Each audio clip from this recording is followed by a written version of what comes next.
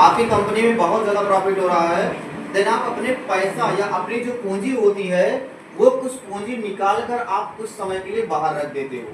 जैसे आप कोई क्या कर रहे हो, होटल चला रहे हो, होटल में आपको 1 मंथ का प्रॉफिट हुआ, उस प्रॉफिट में क्या करना होता है कि आपको अगले 3 महीने खर्चा चलाना होता है।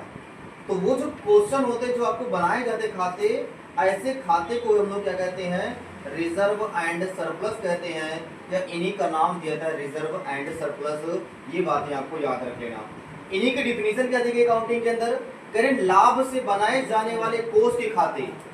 लाभ के लिए जो हम लोग कोष बनाते हैं, जो आपको प्रॉफिट हुआ पूरे साल में या पूरे कंपनी का जो प्रॉफिट हुआ, उस पैसे को जो आपने रखा है अपने पास, वो सारे के सारे खाते किसके अंदर जाते हैं, रिजर्व एंड सरप्लस के अंदर जाते हैं। तो आप उसकी रिजर्वेशन होती थी।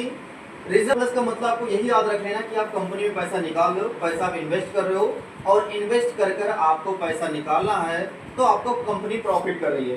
कंपनी प्रॉफिट करने के बाद जितना पैसा आपका होता है, वो सारे पैसे आप साल भर का निकाल कर अगले 1-2 महीने आप खर्चा चलाते हो। तो उसमें से पूरा पैसा आप नहीं निकालते हो। जैसे आपको कंपनी में 10 लाख रुपए का प्रॉफिट हुआ, 1 2 3 4 5 6 7 हो गए। चलो, अब यहाँ से बताया गया सर आपको कंपनी में, मान लीजिए कुंभ का मेला लगा था, होटल वालों को इस महीने में 10-10 लाख रुपए प्रॉफिट हुआ। उसके बाद 4 से 5 महीने डाउन पड़ गए, तो इन्होंने क्या कर दिया, 10 लाख रुपए में से 3 लाख उन्होंने पहले से ही अपने सिस्टम के लिए बनाकर रखे होंगे। कितने रुपए? 3 लाख रुपए उन्होंने पहले से ही अपने सिस्टम में बनाकर रखे होंगे, या 3 लाख रुपए उन्होंने सेव कर रखे होंगे। जब वो 3 लाख रुपए सेव कर लिए, फिर उनके साथ क्या होता है, सर अब ये इनका 3 महीने का खर्चा या 4 महीने खर्चा या 5 महीने खर्चा इनके द्वारा एडजस्ट हो जाता है। इसीलिए इन्हें कहते हैं कभी कभी पूंजी कोष, हिंदी में कहते हैं पूंजी कोष।